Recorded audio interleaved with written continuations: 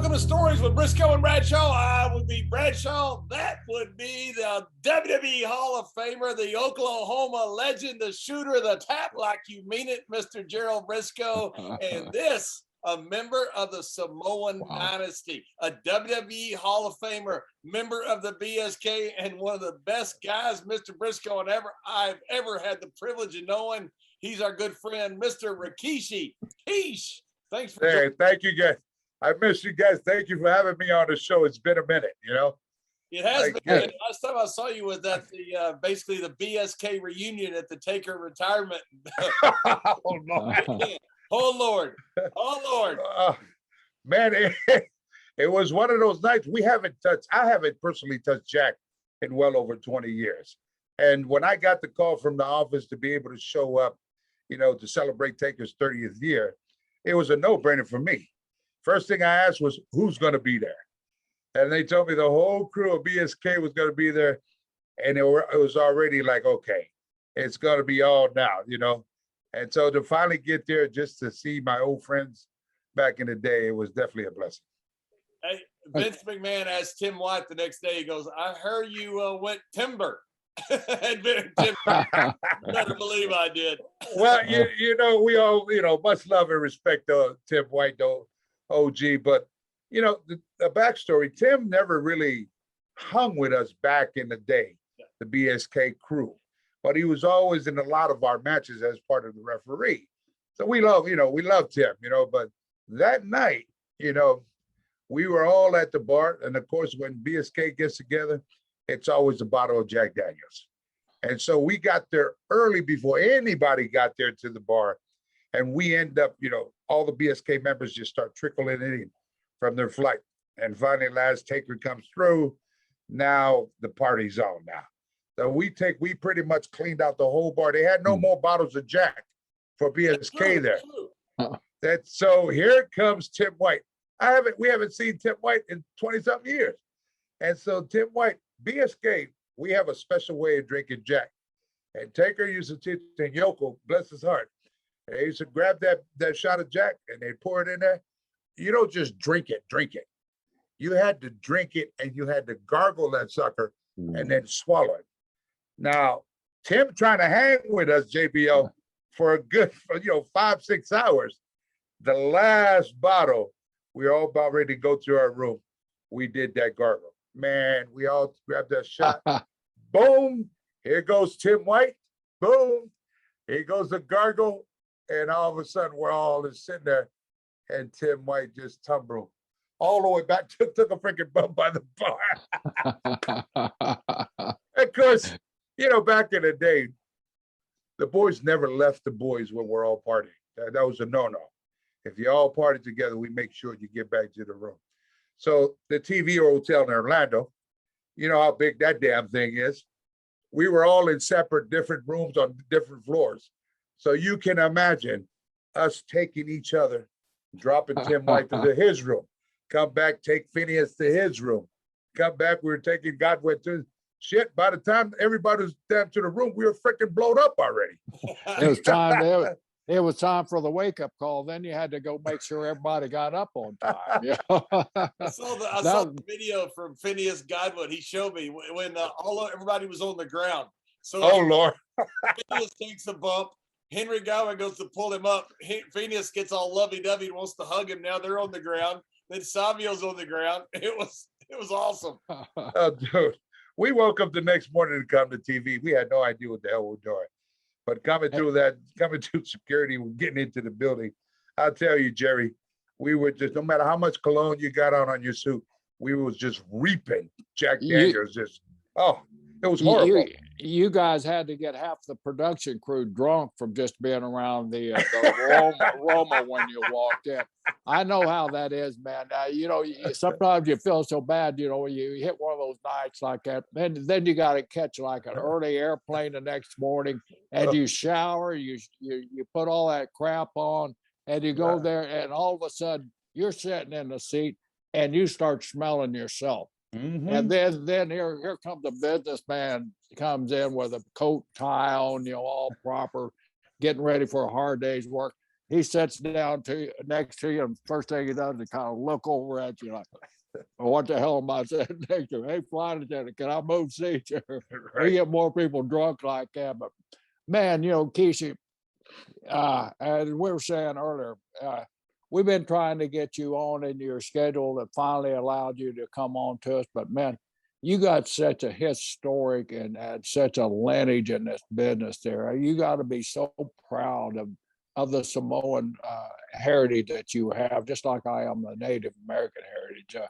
You got are some of the greatest athletes that ever stepped in the squared circle and ever stepped on the gridiron. And I know when you were a kid, I think you played a little football in high school, and of course, your both of your boys went on to play a little collegiate football too there.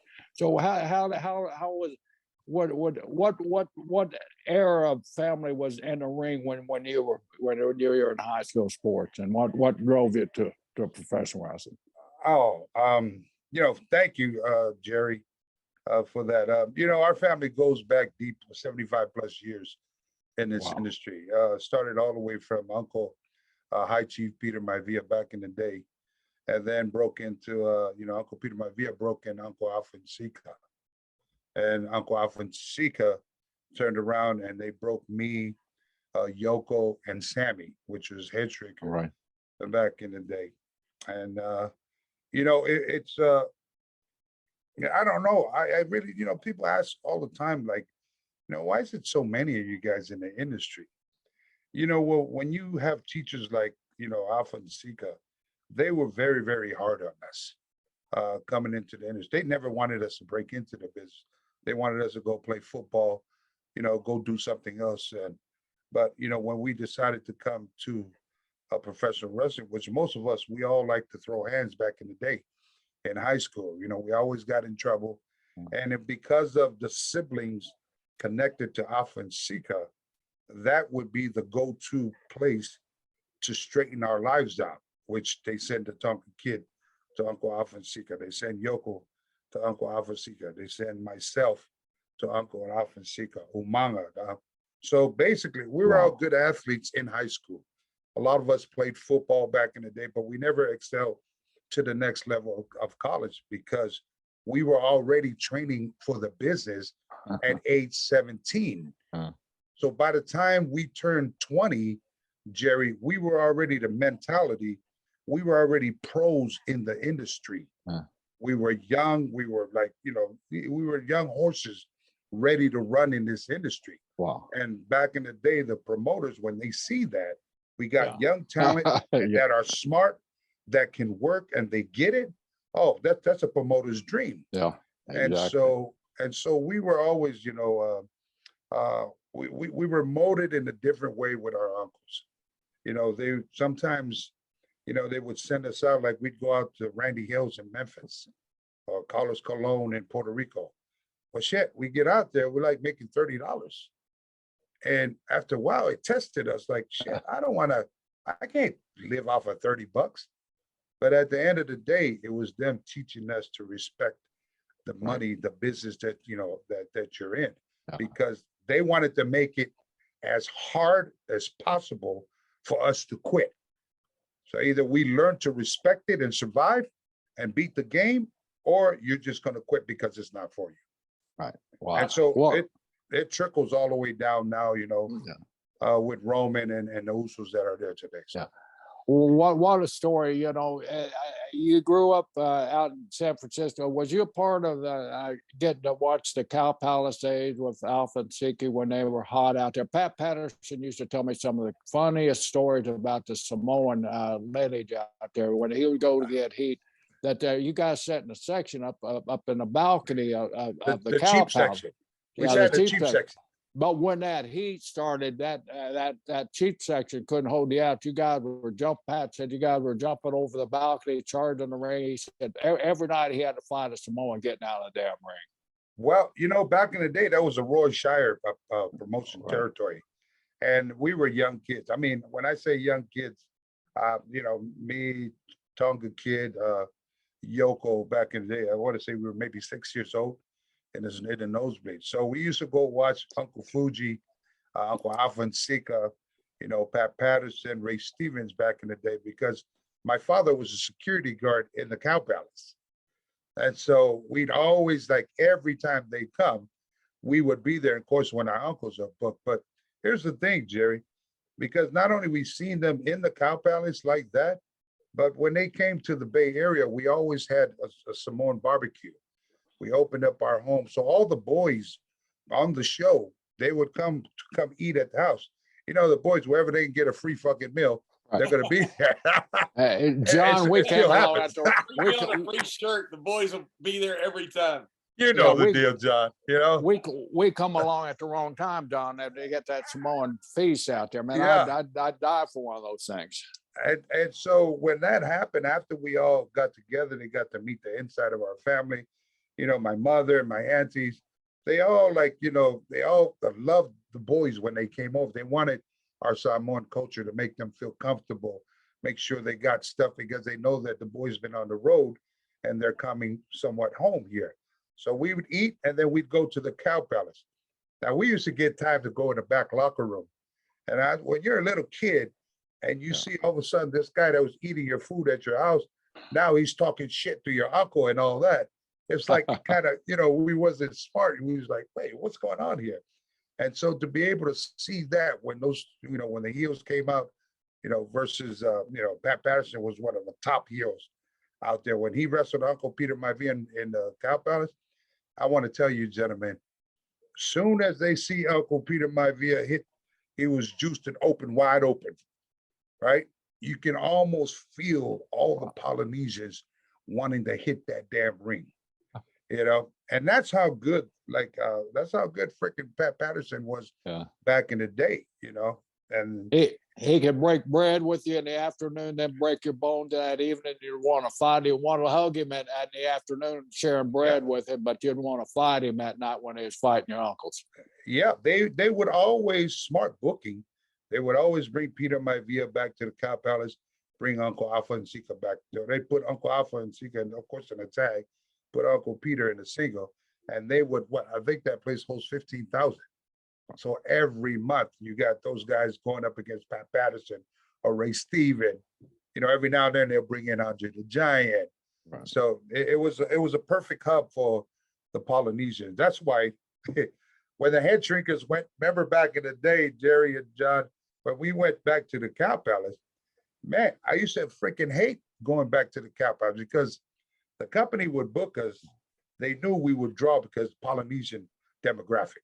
All up, you name it, in Los Angeles, San Diego, anything up in the West Coast, just Polynesian galore. But the thing is, by the time we get back from seeing our family, I get my freaking paycheck. I got like 1,500, 2,000, 3,000 off from the tickets that were given out. So I just told officer, please don't book me over there in the West Coast no more. Cow Palace was such a great arena, but it was just a dump, and you had to walk out underneath the people. So when you're a heel there, I'd always do the fake start, because the shit would rain down from the roof. Yep. As soon as they'd see the heel come out, they would throw everything at you. So I'd always do the fake move, stuff would go down. As they go to reload, I'd take off to the ring. And who knows what they're dumping on top of you? Oh my goodness! It was brutal. They're brutal over there, Yeah. Yeah, I was telling John. I've seen some interviews that the family's done about High Chief Peter Maivia. Did you have a lot of interaction with him, your uncle, when you were growing up? John, again, we were young when Uncle Peter Maivia and Uncle Alpha, back in the day when they'd come to the house. Peter Maivia, he actually lived in not too far away from the Cow Palace. And there's this big park there, which, every April, once a year, the Samoan community, Polynesian community, we all come together, and they have, they play cricket. They have all these booths together, and they recognize, certain Polynesians through that year. And so, pretty much, our relationship with Uncle was just that, as a kid, seeing this, this high chief being respected in the community. But when he came to, the Cow Palace, it was like that huge baby face, wrestler. So, that's as far as, what I can remember. It's just being around as, you know, a 6-year-old kid, you know, around all the stuff that, you know, Uncle Alpha and Sika, Peter Maivia did in the community back in the day. Yeah. You know, that I got a great story. I was telling John a little bit earlier before we got on with you, Kishi. The first time that I was, you know, I came along a little bit after the High Chief Peter Maivia, so I missed him. But Alpha and Siki, you know, they were in their prime when Jack and I were working. My brother and I were working steady. First time I'd ever touched bases with them, we went down to Puerto Rico, down that Bayamon outside arena, you know, 15, 20,000 people. The damn place, of course, is packed because Carlos did a great job promoting down there. We're booked against Alpha and Siki. We didn't have a clue who these guys were, what they looked like, or anything about them. So, you know, baby faces go to the ring first down there. So we're in the ring, you know, and man, the ring is just crowded. All Puerto Ricans coming up to ask for signatures. All of a sudden, we hear this commotion. We look back.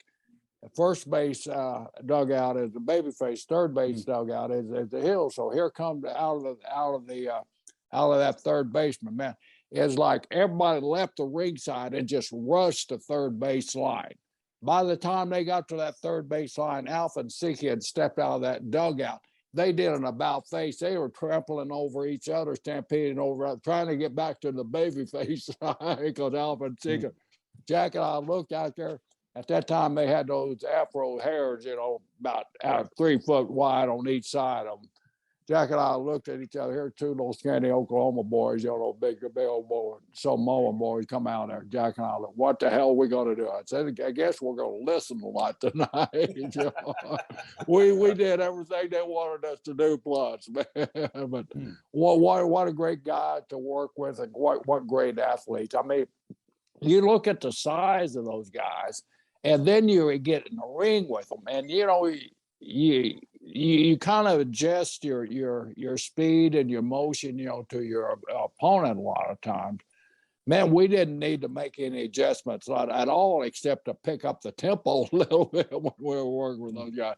They were some of the best athletes I ever crawled in the ring with, and we had that natural chemistry with each other, and you know, we become brothers just right off the bat. You know, an island boy and a native boy.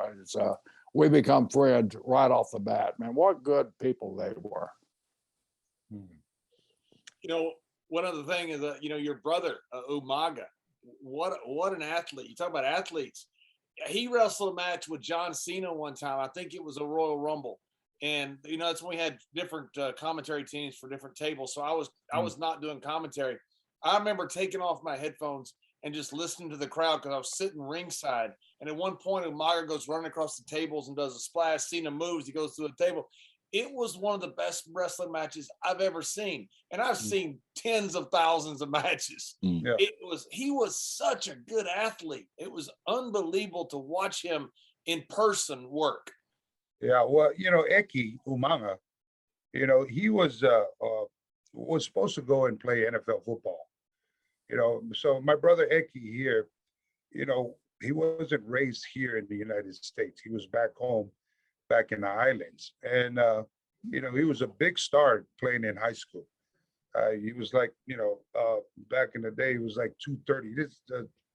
You know, a sophomore, like 230, 245, and Eki was like 6'2". But he was playing running back, you know, and he used to just, you know, and back home, you know, those days there, you know, for some reason, he couldn't run, John, in cleats. Like Umaga couldn't run in cleats. So when it came time, he'd be the only one out there running barefooted, like no cleats, you know. And so, you know, he became a huge star. And then, you know, in football back home. But my uncles Alpha and Sika back in the day used to take like independent wrestling back home to the island. So he would bring guys like, you know, Kamala, Ken Patera, S.D. Jones.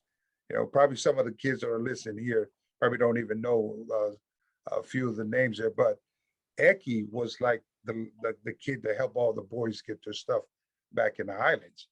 And so he would, you know, he was like a natural athlete. You know, we'd sit there and, you know, be in the locker room, help Uncle Alpha and Sika bring the boys, get their stuff.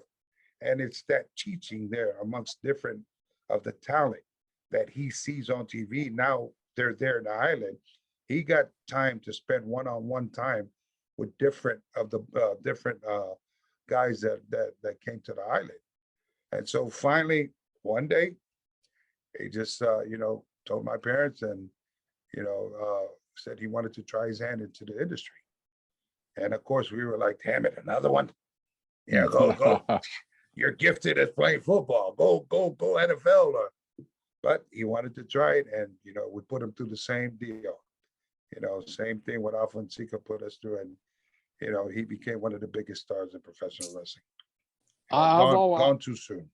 Way too soon. He was such a way too soon. he would have been a big star for years and years. He was so talented. Watching him was a pure pleasure. Yeah, we definitely miss him. Yeah. Being in the talent development department for so long, I used to tell everybody at WWE, man, I don't need to travel around the United States to find talent. Just buy me a condo down in Samoa. Let me go down there because I love the beach. I love the islands. Let me go down there and spend about a year down there, and I'll have us more damn natural talent than I could find in searching every college in the United States. The athletes down there, I'm surprised that the NFL, they probably have a combine or something down there that tests these kids in Samoa.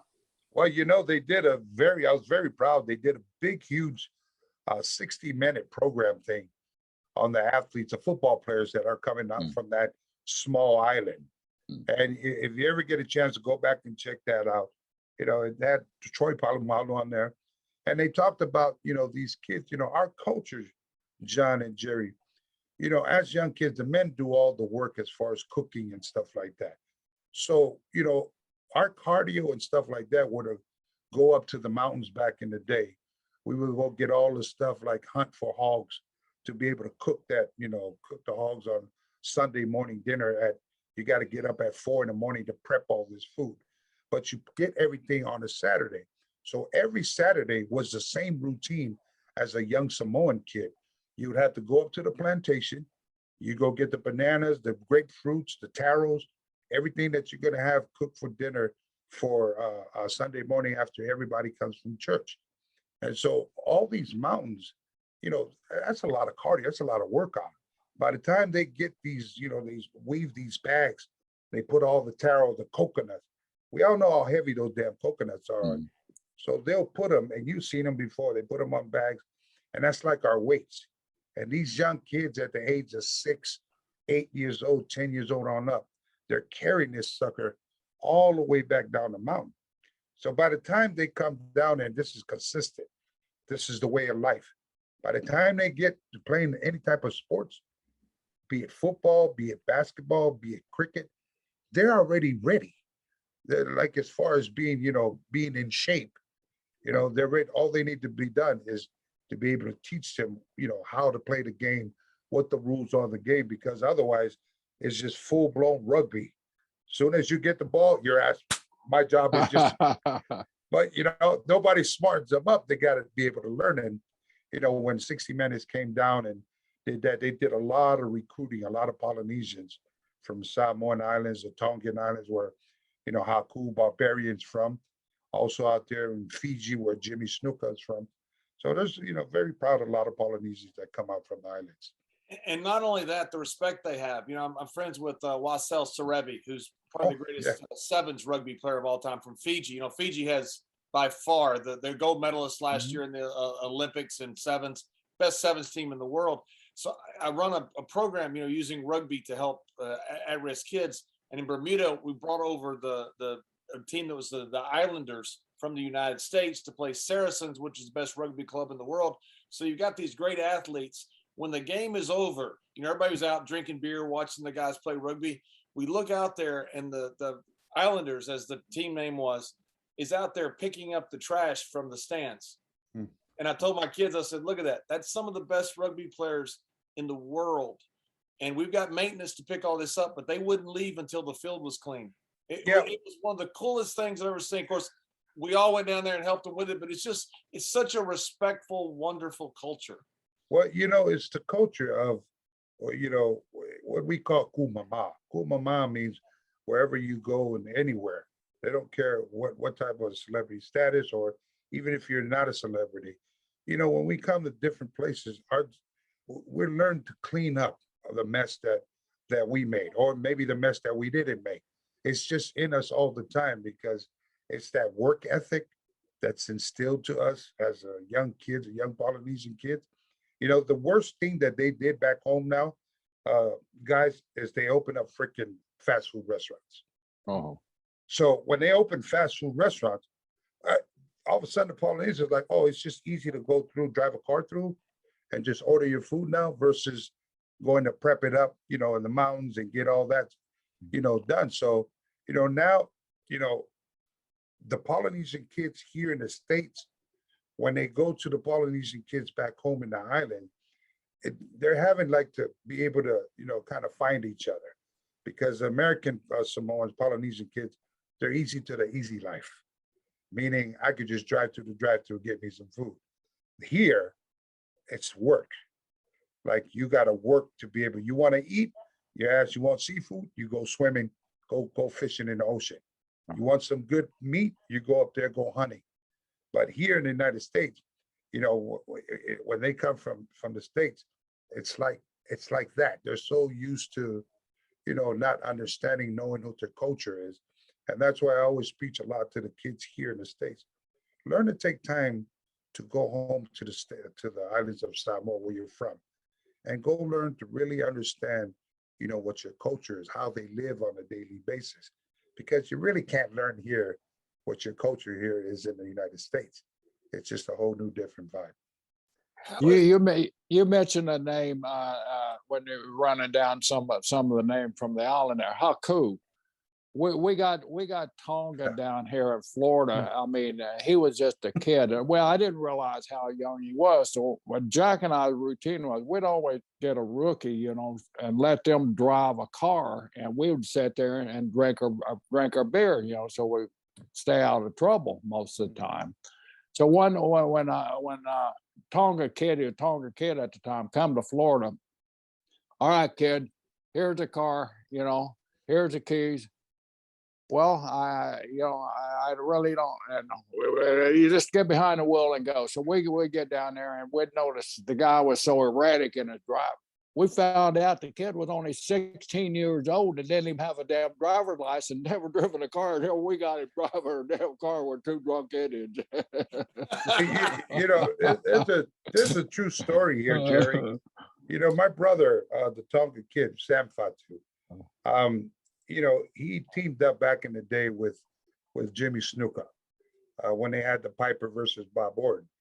And so back in the day, Jimmy, you know, with Vince, whatever drama that they had amongst each other, they had to fill in that spot.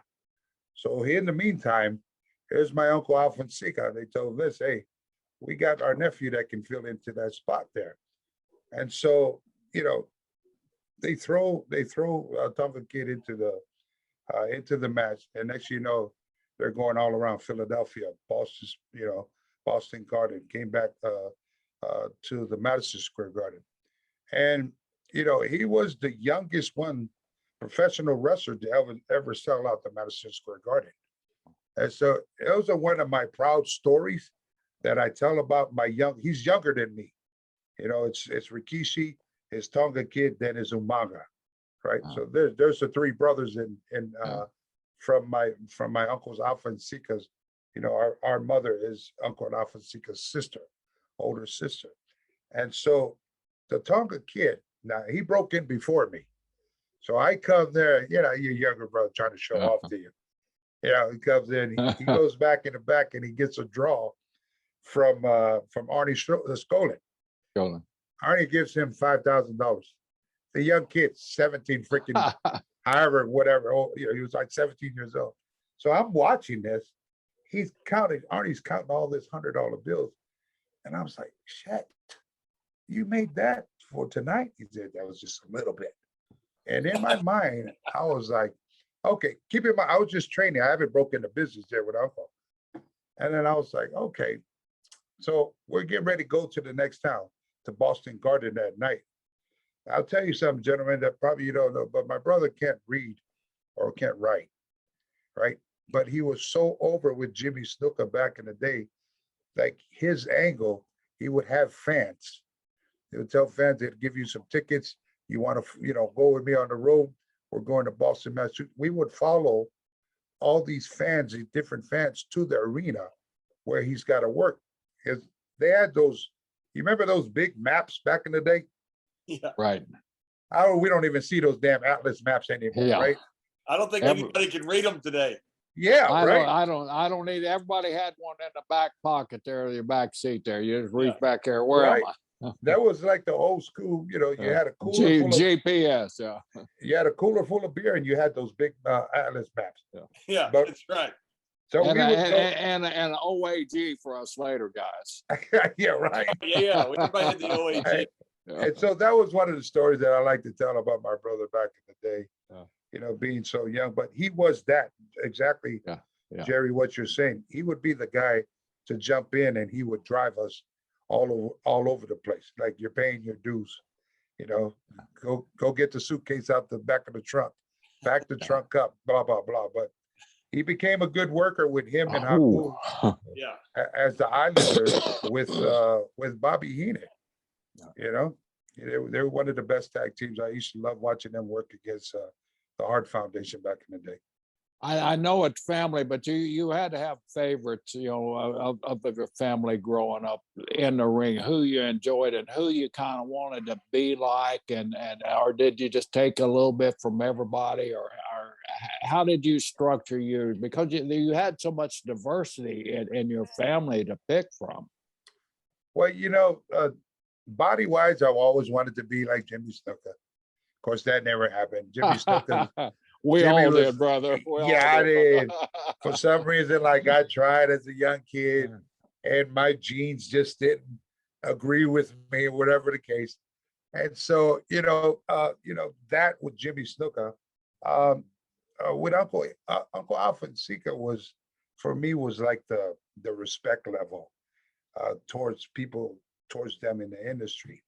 It seemed like to me, Jerry and John, like every time somebody met Uncle Alfred Sika, it's like they feared them. They judged the book already by its cover before really getting to know them, like in the ring. Like, they look like that, like they rip your freaking head off. They scared the hell out of me. I mean, the truthfully, I'm a young kid and I'm looking across that ring in Puerto Rico, man. I see these two monsters out there. They're like aliens, holy shit. I know what I could do, but I don't think I could do it against those guys. I started having self-doubt, And finally, when you do get in the ring with them, they were my uncles. So I was like scared of them, my mom gave them the green light to fuck me up if I didn't listen. You know what I mean? And when we got into training, I made one false move. This is me being green. I made one false statement to my uncle Sika, like, "Oh, this stuff is fake." And he goes, stop what he's doing. He said, "What did you say?" I said, "Oh, no, I didn't say that, Uncle. I didn't say that." He says, "Come here, get in the ring." I go to get in the ring. Here it goes. Soon as we go to lock up, when we went to lock up, this right elbow slid right into my whole mouth right here. Busted my whole teeth out, busted I was just, you would think somebody took a blade and cut my jaw, just gushing out blood. Now, when that happened, he looked at me and really grabbed me and had me open my eyes and look at him. And he told me, "If you're going to come into this business, don't you ever, ever disrespect my bread and butter." And fucking threw me down like a freaking rag doll. From that day on, every time I stepped foot in that ring, it was utmost respect in my mind. Because that keeps flashing back to my head when, my uncle popped me like that because I said something stupid like that, and now, as you train, this shit hurts. It breaks your body. It hurts, it mentally messes you up if you're not smart. And physically, it can really damage your body if you're not learning your correct fundamentals. And to be able to perfect your craft in this squared circle, as they always told me, that no matter how good you are, that squared circle, the 3/4 plywood ring wins every night. Our job is to survive it. So One thing that was so disarming about, say, your uncles, when I met them, it was the same as, became pretty good friends with Haku when he was in WWE. And we talk about his kid was playing at UTEP at the time, playing linebacker down there. We go eat steak on TV days. And they're so respectful and almost quiet, and humble when you meet them. And yeah, I remember sitting there with Haku so many times, and I'm thinking, this guy's a killer. He's an absolute killer. But you'd never know it by talking to him. Maybe I'll look at him and say, he's a really big guy, but you never, he was so humble and so respectful. The entire family was like that. I know he's not part of the family, but he's being an Islander. It's just that culture that breeds that. It's a remarkable thing. And it's very disarming when you meet for the first time about how humble and respectful some Islanders are. Well, you never want to judge these. You never want to piss these guys off. And I'm talking about Uncle Alfonseca or Haku, Barbarian, Uncle Jimmy back in the day. You really, for us being up underneath that umbrella, we've learned a lot just by watching all of us. Like what to do, what not to do, what to say, or when to get the hell out of the way. I mean, they're, all the examples that we've seen as young rookies coming up in the industry, I got to pay it all to them because they really paved the way for us younger Polynesians in the bloodline coming up, to kind of smarten us up what the industry is about. And, the domino effect as being a Polynesian kid from the islands, as just representing Polynesian all over the world.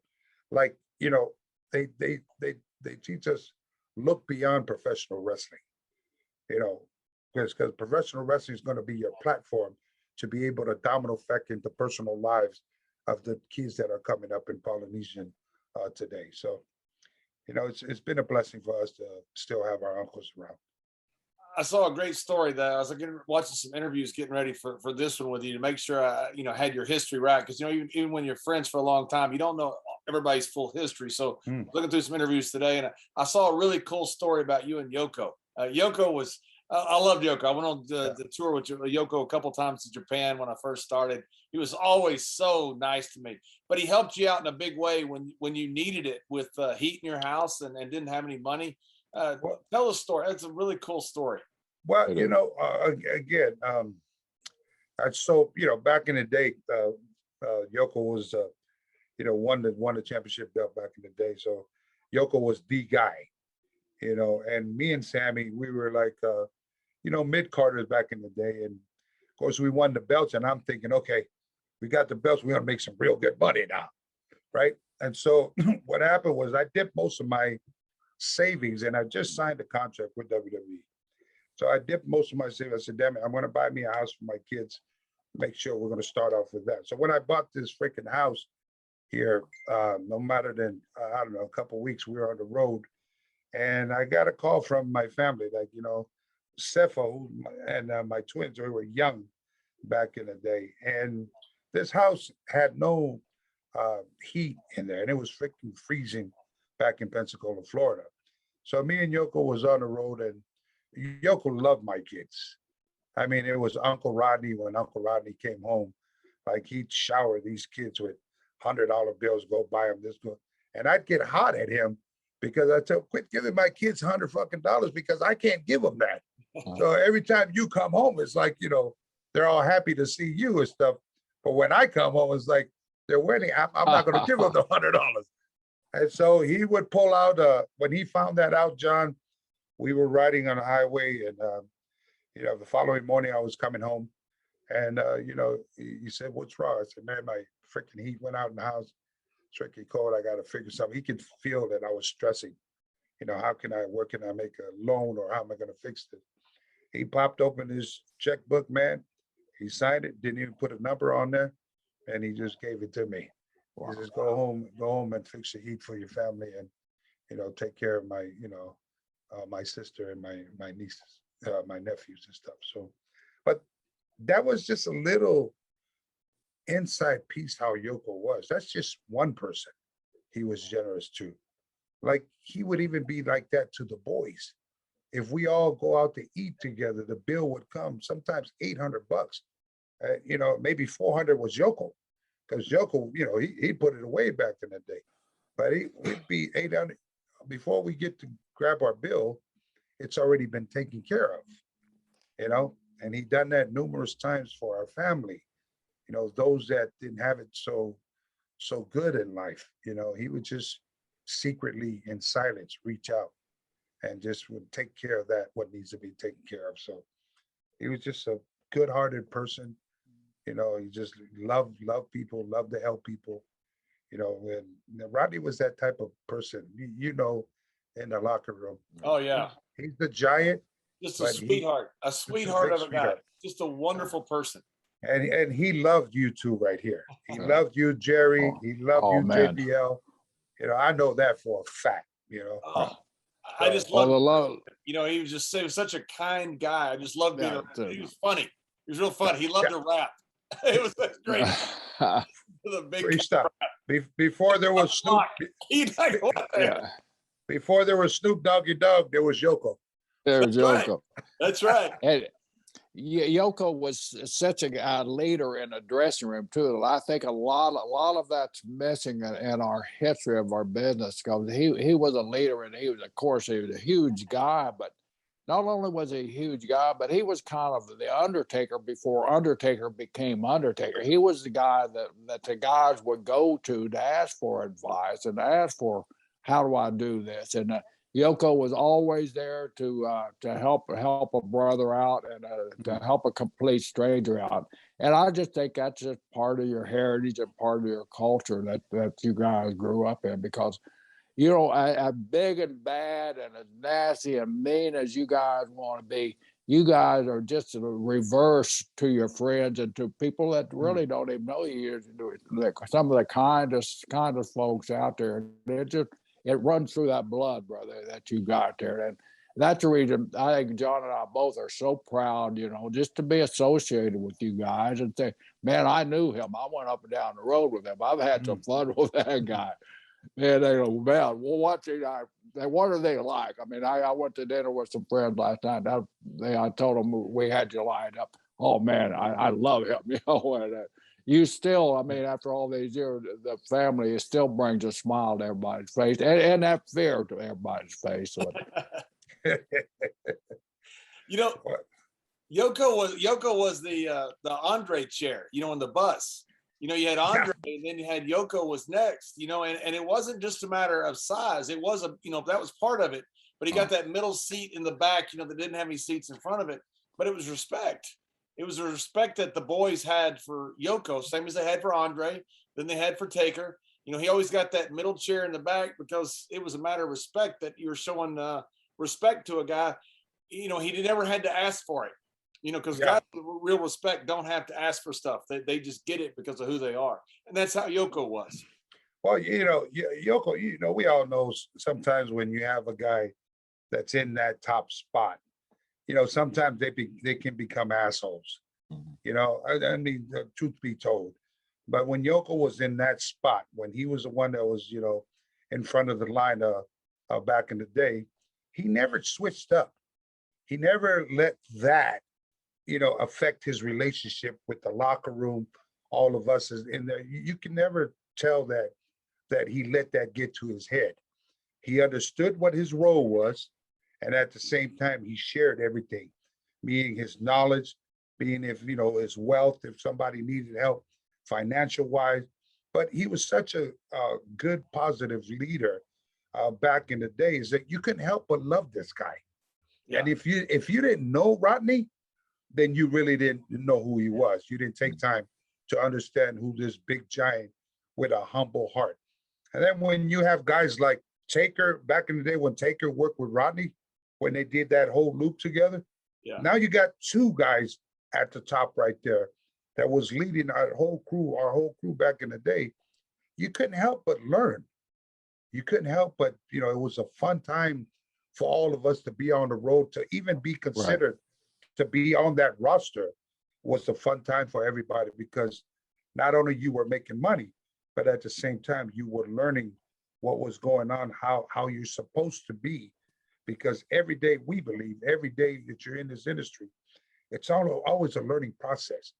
because of the time of the change, how things, move forward back in the day. So it's just, I'm very blessed to be amongst you guys, this crew here back in the day, because it really, really, for me and, my family, helped us out a lot.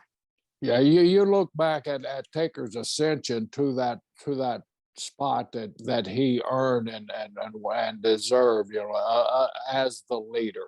You could see so much resemblance of things that he picked up from Yoko and during the course of just Taker getting his feet wet, so to say, and you could see that in Taker. And I think you can still see a lot of that leadership in there today, the kindness that this guy has, the respect.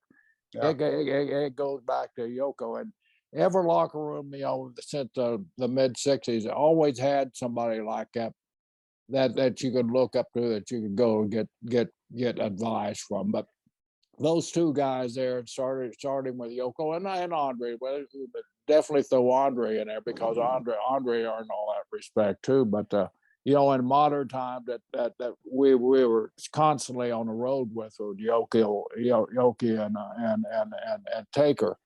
Those guys, man, oh man, they were so similar in their leadership, and you too. I mean, you were a stand-up guy in the locker room too. The guys really respect, and that's what I always respect. I enjoyed working with you. I enjoyed, helping you guys with your finishes and all that stuff. We had a great crew that really worked together. That there wasn't a lot of egos. I mean, we all had our egos, but we kept them in check in that locker room area and in that arena. And I think that's the reason we clicked and became so good. I want to say this to John. When I found out I was coming onto this show here, back in the day, I don't know if John remembers, this was way back when JBL was first came in with the cowboy guy. I think you were with Barry. Dutch Mantel. Yeah. So this is where I first start learning that 360 bump. Remember, John? Yeah. So we go out now. This is John's first TV, I believe it was. That's right. Yeah. And then we'll say, we're going to put this guy over, blah, blah, blah. So I'm looking at John. Fucking John was jacked up, man. I said, what's the close line? I said, I got you. So in the meantime, I just learned how to do this freaking 360, right? I think the match was like 30 seconds. They wanted him 1 minute or 30 seconds. Man, when John came and we went in there and had that match, Jerry, I already knew to my mind what I was going to do to him. I said, you're going to throw that clothesline, and I wanted to do that 360 for you. And in my mind, John, I was hoping that I landed right for you. And when I pretty much, Jerry, I had no choice but to go over, right? When John threw that lariat and I hit that 360, for me, I was like, damn it, hell yeah. Because to me, I wanted to deliver that move for you, right. Especially when I was practicing, right? When that happened, I for some reason, that just came up to my mind when I was like, man, the first time I met John was that time when he first came in. That's right. And he was getting ready, they were getting ready to put some steam out from under him. I can tell you to this day, that was one of the coolest things ever done for me, was what you did. Because they told me you were in Fatu, and I saw it's awesome, man. Because, I knew you from Texas, not knew you, but seen you in Texas. And I, knew when I got there. And all of a sudden you're going to put me over. And I thought, you got to be kidding me. And you were awesome with it. And then he took that massive bump for me. To this day, that was one of the coolest things anybody's ever done for me. I had so much respect for that. It was so cool. All love, my friend. All love. The domino effect of 20, 30 years forward, it's things that we utilize our platform here for a lot of the kids in the future to understand that. This thing here, know your role. That's when right. It's time for other people to come through. I teach my kids in the academy, the wheel turns. So when it's time for us to put another person over, go do the best job you can, because that's what you're getting paid for. So, but anyways, I love you, my friend. That brought memories back when I found out I was coming on. I wanted to think, when did I first meet John? And that's what happened. So much respect for you, because you could have said no. You could have told them to do it, and you just it's great. He's a new kid. Let's give him a chance. Put him over. We're gonna put him over strong. And I did the same, when as I got, in my career where I was do the same spot, I had a chance to put over, CM Punk when he first came in, and Cena and those guys, and that was my role. And I said, I'm going to put you over as strong as possible. I remember the first time we were in Madison Square Garden, me and CM Punk were in the last match. And I said, you got to make your name in the Garden. I'm going to work my ass off tonight for you. And I'm going to put you over right in the middle, which is what was called, it wasn't like I came up with that. But I remember, that was just the respect that you get for coming down the business from guys in my past, you to guys to me. Okay, here's what I'm going to do to pay it forward. And that's what you're supposed to do. Not everybody does it. Right. When it happens, you got much love for people who do something like that. And I think that's the reason the three of us are here together today, because we realized the business was just out of business. When it comes your time to move on, it's your time. And so we had such a great crew working at that time, and like I said, the ego stayed in check, and if they didn't, we had guys like you, Rikishi, and Taker to bring those egos down to the Godfather, and Layfield with his lariats. That's right. And we had so much fun. Keith, I don't know if you remember, there was a time that me and Barry Windham were in Oklahoma, and we had a Polaroid camera. So we drove all over Oklahoma, and it took a picture of me going to the bathroom on the state sign. And then we went to Jerry Briscoe's hometown, and I'm about to go to the bathroom with Barry taking a picture on his hometown. And you and the Sheik passed by. Oh, Lord. And the Sheik thought my name was Brad Shaw, 2 names. Yeah. So he sees me out there in the middle of this field by the city limit sign, and he rolls down the window and he goes, Mr. Shaw, is everything okay? And I looked around, and it was you and Sheik, and I thought, what in the world are you guys doing here? I said, well, yes, Mr. Sheik, I was just going to the bathroom on Mr. Briscoe's hometown. He goes, excellent, Brad. You're such a fine young man. And you guys do it all. Damn, Keisha, here you are, a brother with me, brother of the bloodline. Did you see this guy taking a whiz on my hometown stage sign? And you didn't give him a sink face. I'm disappointed. I was staying in my lane, Jerry. I was staying in my lane. I knew my role. Know your role, sucker. I put those pictures up in catering the next day, and I couldn't for Jerry to see them. And I'm sitting there waiting for him to walk in and see him, because I know he's going to stretch me. He's going to be mad, like he always is. I didn't need to. I called in reinforcements. I look in, and freaking Jack Briscoe and Danny Hodge walk in. And I'm like, oh my, no, of all people. Jerry, only John does stuff like that. I know. Back in the day, John would go over and beyond to rip people back in it. So help me, if you got on JBL's bad side, forget it. You're in trouble, man. So much fun. Yeah, man. I definitely miss you guys, man. And so happy to see that you guys are doing well. I'm happy for me now on a daily basis. I always tell my kids and my family, I said, if I wake up the next morning, we already winning. Exactly. That's right. Amen. What a wild ride you had, though. I mean, you started down there in a crazy place with the Von Erich boys. I mean, those boys. Lord. That was Lord. It was like a street fight. I wrestled Kerry and Kevin a bunch. I mean, I knew I liked both of them very much. But yeah, but and that was some stiff competition. Like and the original Michael Hayes, right? Yeah, you had Eric Emery out there back in the day. Eric Emery, Eric. Skandar Akbar. We were young kids and we were thrown in there. Michael Hayes actually booked us over there, and he stuck us with freaking Buddy Roberts. Me and Sam. Oh wow, and Sam. So, how that came about? Uncle Alpha was the one that broke in Michael Hayes, right, from Pensacola. Yeah, all Pensacola guys. Yeah, so they're all Pensacola. So that's how that happened, where Uncle Alpha sent us to Texas when Michael Hayes was in charge back in the day. So he said, I want to send my nephew and my son, and I want you to keep an eye on these boys here. We were like 18, 19. Telling Michael Hayes to keep his eyes on teenager is not a good advice.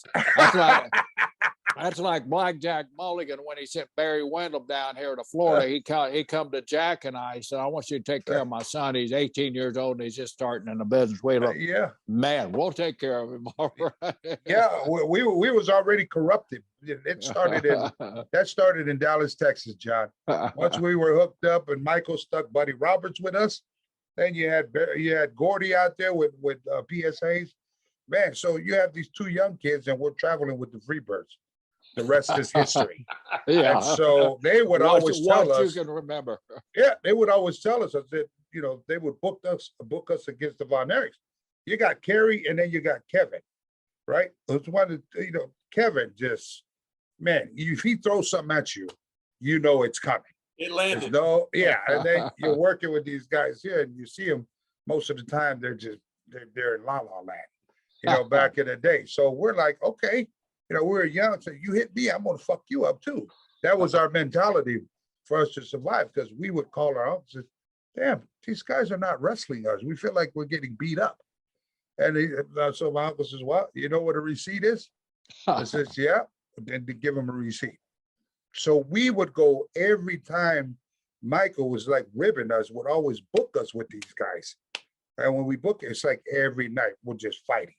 Boom, boom. We come back, we got a big knot on our forehead, potato in the back here.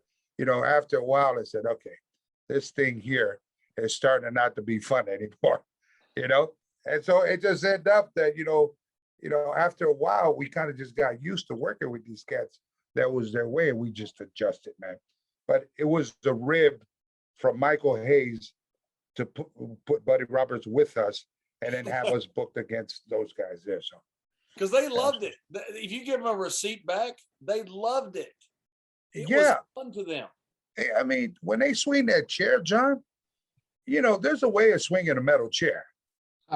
They swing that damn metal chair, and we was like, well, screw you. We're going to swing it right back. And so it was that constantly. And, finally, when we got away from them, we were kind of relieved after that.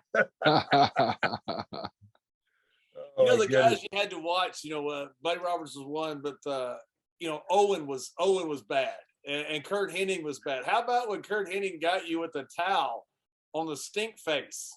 I mean, that. Oh my goodness! Only Kurt would do that. Yeah. You don't even see that coming. Kurt is that smooth. And it couldn't have been a better place for him to do it in front of 70,000 people. I believe we were in Australia, John. We were in Brisbane or so, Sydney, and it was a big, huge coliseum we were at. I worked against Kurt, and Kurt comes with his towel. I'm thinking that he threw his freaking towel, out the ring. But by the time I come to give the stink face, he turns around, stick that damn towel right up the crack of my ass there.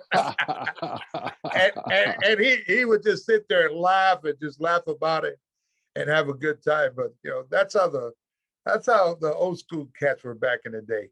Normally somebody would get hot, like, hey, you fucked my shit up, in front of people. This shit ain't funny. For us, it was like, all right, you're one up. Yeah, that's right. You're one up. I'll catch you the next time. Yeah, payback's a bitch. Yeah, that's right. And that was the one thing back in the day. You didn't mind getting ribbed, because it was just you just wanted to. All right, you got me. You got me really good. I'm gonna get you back, but you got me really good.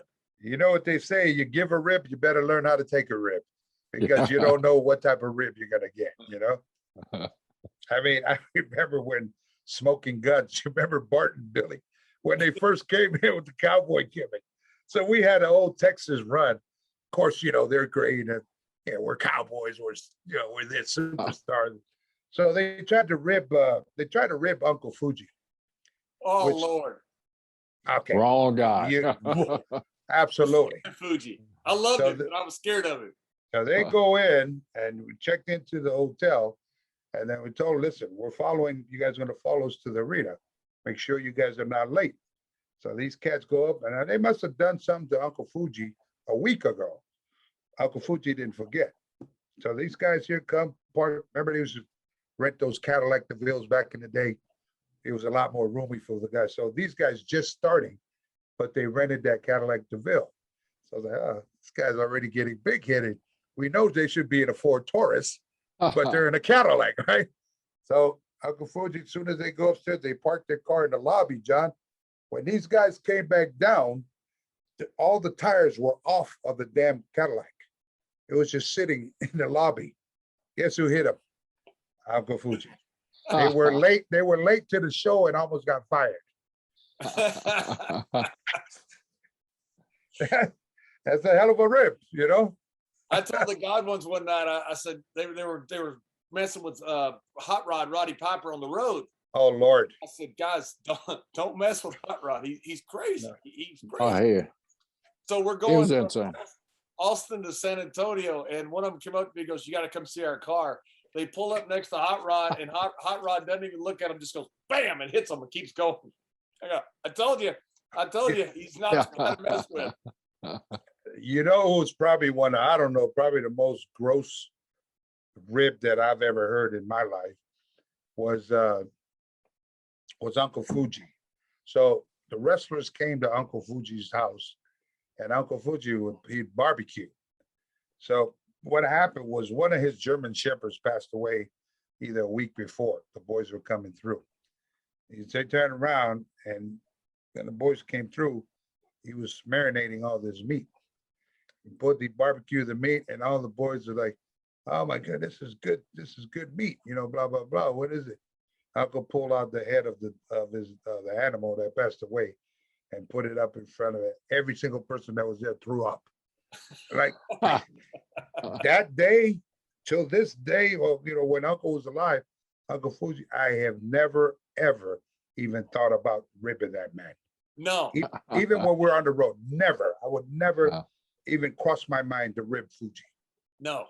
He was the one guy that I remember. I was scared of him, and he was such a wonderful guy. He was pleasant as he could be, but I was scared to be around him because you never knew. That man was evil. Evil. He's sneaky. He's very sneaky. Yeah. You know, he was really like he smiled in front of you, but he'll get you if he doesn't like you or something happened that you did to him. He might not get you today. He might not get you next month. He'll probably get you the following year. You knew what was coming with Fuji, though. You always knew it was coming with Fuji. King Curtis and Mark Lewin and Lord. Fuji, they were all in Australia. My first year in the business, I got a trip to Australia, and so we went over to Singapore. Back in those days, and I could say this now because we're more open and everything, and I was a part of it. But you could buy Hershey bar sizes of hash, hard hash. And we'd smuggle them back to Australia. I know the statute of limitations problem on smuggling hash, I hope, is over with, but there's no evidence, believe me. So Lewin and Curtis didn't trust each other with the cookies, so they had Uncle Harry hold a cookie for them. Well, every week, after we'd finished with TV, we always had like a Perth or like from Sydney, like a 7-hour flight to so they'd break off a little piece of that cookie and eat the cookie. So each week they noticed that cookie getting smaller and smaller and smaller, and Fuji was supposed to be off the stuff at the time, per Barnett. So one night they were there, so they called me to the room. We can't trust Fuji anymore. We're going to give it to you, Brisco. So I said, what? I didn't even know what a cookie was, or what it was made of. That's how naive I was at the time, and so I was dating this little Australian girl, and I told her about this magic that I had. Of course, she wanted to try it, so of course I wanted to stay with her. And warn me, man, this stuff is the best I ever had. I didn't know it was that damn mescaline stuff, that like peyote, that trip your mind out.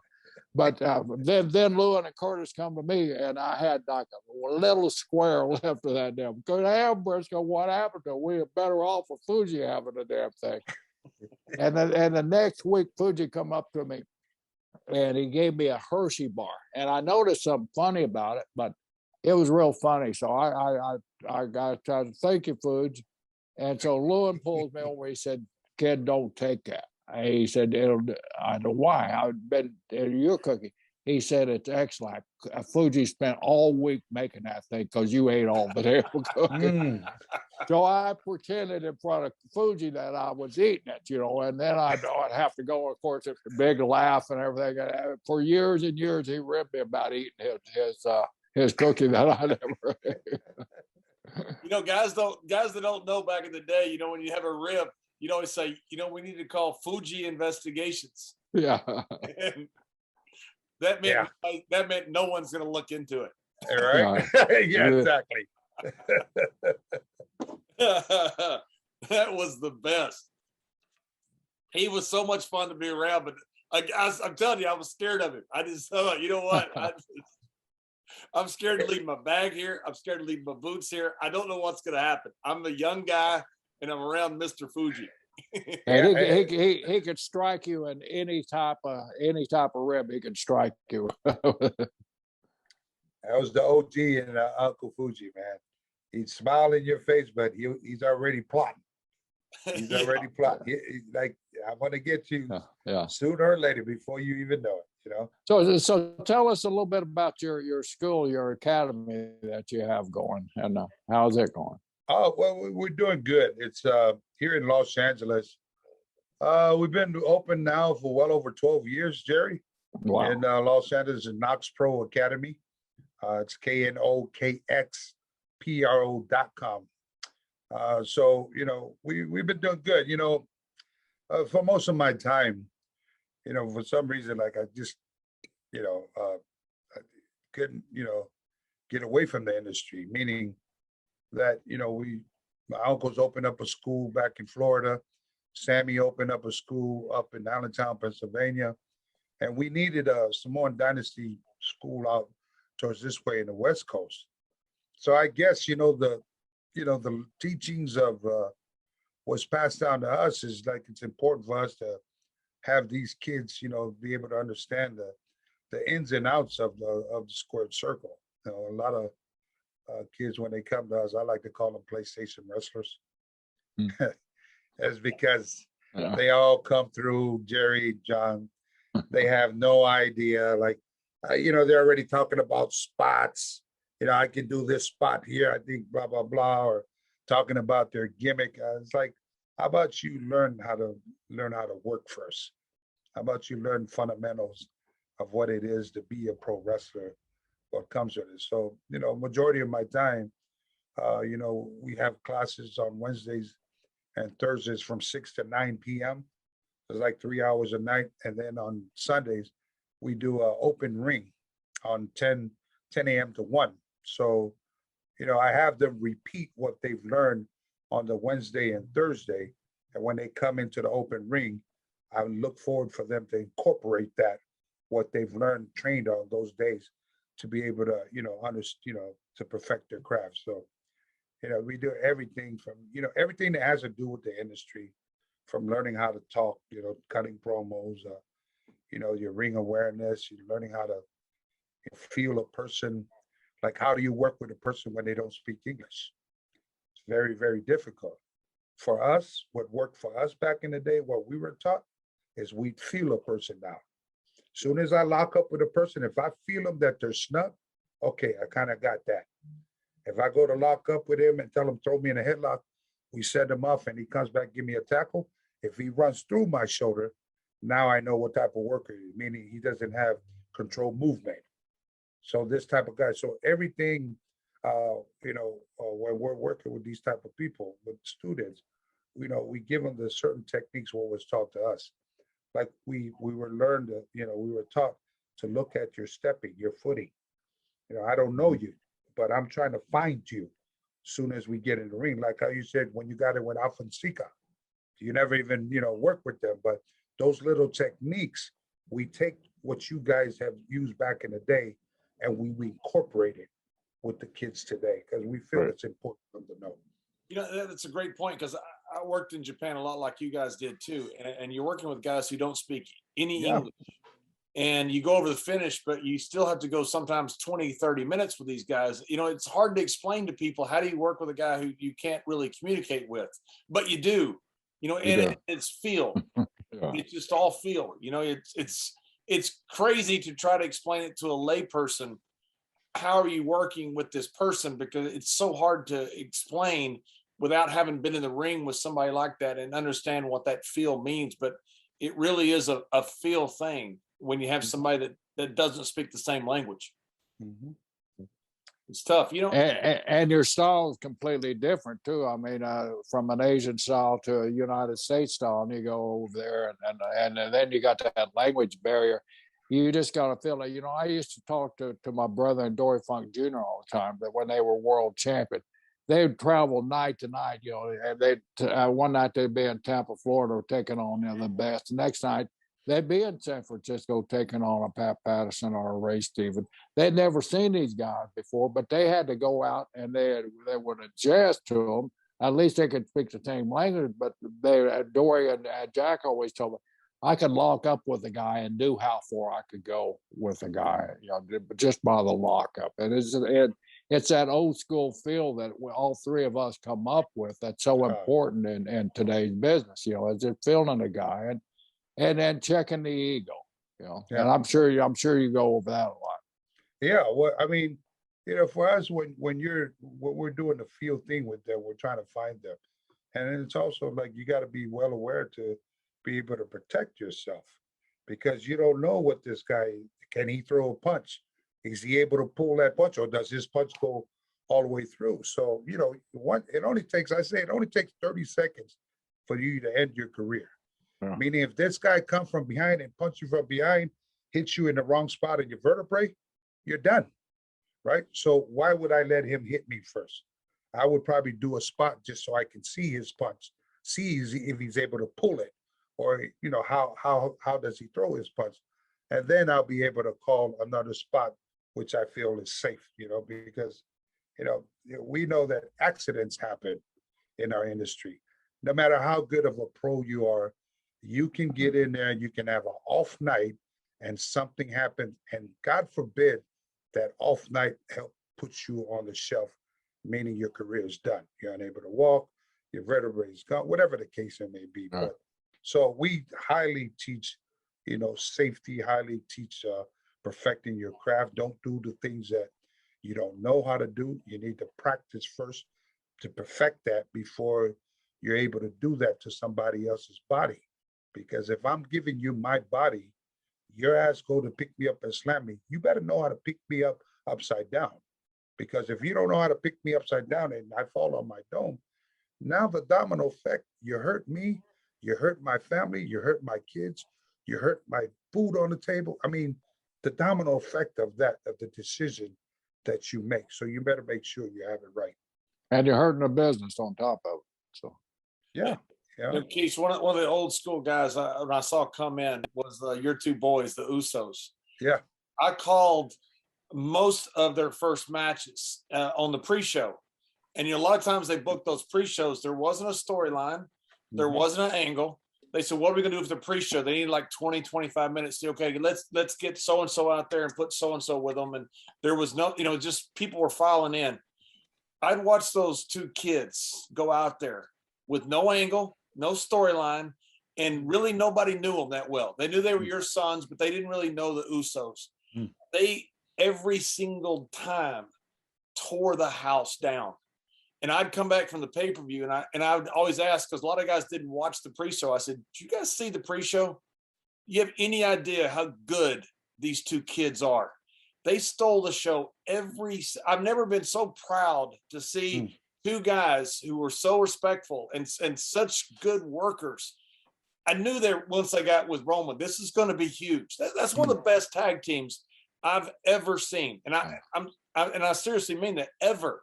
They were so good to go out there and perform. You know, so many guys would go out there for that pre-show and they just kind of put a match together. They'd go out there and feel the crowd.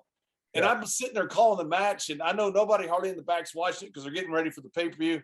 I'm like, you got to be kidding me. These guys are awesome. It's got to make you so proud to see those guys go out there. Even, you know, now they're huge stars, but even at the very beginning, just to go out there and turn something that was not that great, like a pre-show, into something magical. Because I know you could see it as well. Well, you know, John, first of all, I'm very, very proud as a father, to be able to see my boys out there, doing the thing that they planned out to do. Um, Thankful for the opportunity, that's given for them to get out there to do what they do. The kids, they've been around the business, all their lives. For some reason, when you have these generations, these second generations that's around the locker room, around the boys when we're traveling and just around the industry, it's a different type of vibe. Like, they love and they respect the business because that's what they're taught. Otherwise, you would have never been in there, and to be able to, a lot of times they get frustrated, we're always the pre-show, Dad. We're always the pre-show. We're always this. I say, hey, that check coming in every week. See, I kind of make them come back to where realize what it is. Is that check coming every week? Yeah, the check's coming. Okay, just get out there. Be happy that you're given an opportunity to get out there on the card, be it a pre-show, be it a house show, be it a pay-per-view, and get out there, do the best you can. That's all you can do. The rest about you trying to fight everything else where you're at in the card, that does not matter.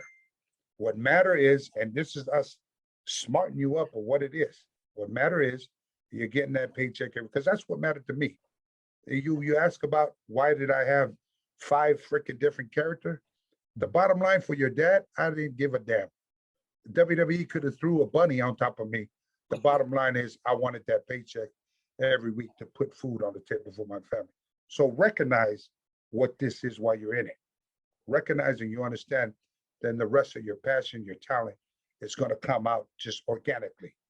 They cannot stop talent. Remember that. So just go out there, do the best you can, and steal the show. And they've been doing wonderful. Oh, they're incredible. And one of the problems they had with the pre-show was they were so good at going out there with a cold crowd and making them hot that they all ended up on a lot of pre-shows because that's also that's good for them. That's so good for them because you're not figured in. This is you perfecting your craft now. You're being thrown into something where there's no angle. Nobody really knows who you are. That's where you get in there. You make people remember who you are. You get in there, exactly. You steal a show because soon as the office back there notice notice that match on a constant basis, you guys are just killing it. Sooner or later, somebody gonna be smart enough. We need to write these kids in. We need to put these kids in, and that's how you get there is through hard work. Yeah, because the talent, is there. And on that pre-show, they would get 20, 25 minutes, which you wouldn't get on a pay-per-view. Yeah, a tag team on a pay-per-view without a hot angle wouldn't have got 20, 25 minutes. So you wouldn't have got that opportunity to tell that great story like those guys got on the pre-show. And they were taking advantage of it. I'm sitting there watching it with Michael Cole every day going, these guys are incredible. Yeah. They're so freaking good. They kind of remind me, like we talked about the bloodline today with Roman and the twins on the top of their game now. Everywhere you turn on TV, that it's always the bloodline, the blood. I'm proud to see that. It kind of reminds me when Yoko was that back in the day, like versus Roman, but in a different era. Then you had the head shrinkers up underneath. But the difference is we wasn't making the same type of money that Roman and Usos making today. No kidding. So they're damn, you guys enjoy the ride because it's not going to last forever. Enjoy. Right, Jerry? It doesn't last forever. So. Great advice, man. Enjoy that ride, man. It don't come around a second time. Yeah. You ride that sucker till the wheels fall off, right, John? Yeah. We already know that. People ask me, what you do over again? Every bit of it. Yeah. Every freaking bit of it. I had the best damn time. And it's why Jerry and I love this show is we get to talk to you and have fun and just catch up and just bullshit BS and just have a good time. There's nothing like it. We were part of one of the greatest business in the world. Yeah. And we got to entertain fans. You talk about going to Australia, we're out there in front of 70,000 people, man. Yeah. And get a towel stuck in between your butt cheeks. And I got paid for it. And plus get a 10K check on your return or more. And that right? That's right. So we have the best job in the world, no complaints. Yeah. Yeah, Yeah, not even close. And we made it through. we're That's here. it. That's the important thing. We made it through. John and I just, during the pandemic, we were both bored and we're both kind of doing these goofy things on our own, just telling road stories and laughing at each other. And after a while, you run out of individual stuff. So John called me and he said, "Hey, man, let's do something together. We both have a lot of road stories, a lot of friends we can get a hold of, and sounds like fun." So we just, we started this thing just to have a good time, just so we could talk to guys like Rikishi. And we had Eric Bischoff on last night or that last week. We've had Michael Hayes, and we had Devon Eric on. Great. We've had so many guys on, and we just sit here and laugh and tell good stories. And I think, people enjoy hearing the fun side of our business too, because there's so much negative bullshit out there nowadays. And it's good to come in and hear Rikishi laugh and see the pride that you have. But most of all, the respect for the business that every one of our guests has had on. Our business is a wonderful thing, and it can be a miserable life too if you let it be. But we all were smart. We made the right friends and went down the road, and we laughed a lot. We had a good time, and we called minimal harm. I won't say we called it any harm, but we called minimal harm. But Kishi, I mean, it's such a pleasure when we started talking about you coming on with it. Wow, this will be a fun one. Yeah. So thank you. Thank you for having me. Thank you for having me. Yeah, Kishi, thank you. When I came in, I think I'm only about a year or two, maybe a year at the most, younger than you, but I'm younger in the business. And you were always so cool to me. We became good friends, and I just so much love and respect to you, my brother. And I've always, whenever I see you, I just smile. And when your kids came in, I love those two kids. I'm so happy for their success. I'm so happy for everything that the family's done. It's so cool, and it's so great to see you. And we got on we first, we made it through. We made it through. Yeah, and now we're the old guys who can sit around and talk about it, not being bitter, just say, you know what? We had our run. We had a run in the sun. It was awesome. And I still get to talk to great friends, and that's what life is all about. So thank you very much for coming on. You said something there, John, that just made so much sense for you anyway. When you see see what I got? There's that jab. You see, a green guy wouldn't have caught that. You see? That's right. But when you see a friend and all you could do is smile, that's a hell of a friend. And the same thing I think happens, when I see you, Kishi, and when I see John, I just smile because I just think of all the damn good times that we've had and all the good times to come. So, man, it's been a pleasure, man. The time has flown by, and we appreciate you coming on. And one of these days, we're going to call you. We're going to have a big reunion of this show and have a bunch of guys on it and see how far we can get with that. Absolutely. I'm down with it. Listen, Jerry, I think I can say this behalf of me and John. You, my friend, the domino effect that you have laid on our lives, being in the business, we've become close friends for a reason. Like, don't think for 1 minute back in the day that your generosity, your teaching has gone unnoticed for both of us. So happy to see that years later, you guys have, linked up together to be able to do shows like this, and it's important that, at the end of the day, is like, our platform here, letting the curtains down for fans that come through, just to understand that there is good people in this industry. There is people that really care about each other. It's not what you just see on TV, us working against each other, blah, blah, blah. But behind the scenes like this, it's good to be able to, fellowship together. It's good to be able to go down memory lane and, and talk about the things that really help each other's career. And for you, my friend, Jerry Brisco, you and your brother, back in the day, thank you for being such a mentor to, us and our family. Thank you for, doing the dance with Uncle Alfonsica and Uncle Peter Maivia back in the day. So everything that you guys have done has helped us in our career and our choices to be able to be better people in this business. So thank you, man. You're quite welcome, and it's passed on by your sons there, and I appreciate that so much. It means so much to an old timer. But thank you, man. Our business is great, man. So let's all enjoy it and let's watch the future, and there's so much out there for these kids, and let's hope they all can take advantage of it like we did and go down the road. And then 20 or 30 years from now, they can sit in a group like this. No, they'll be probably be sitting with holograms sitting next to each other, but this is what it's like when you forge those relationships when you're on the road and everything. We're all three here smiling and laughing because we're enjoying each other's company, and I hope that's one thing that we can all pass on. Life is tough enough out there, so why make it tougher by holding a grudge or something like that? So let's all get out there and kick ass, man. All right, love you guys, John, and love you guys. Thank you for having me on the show. Thank you.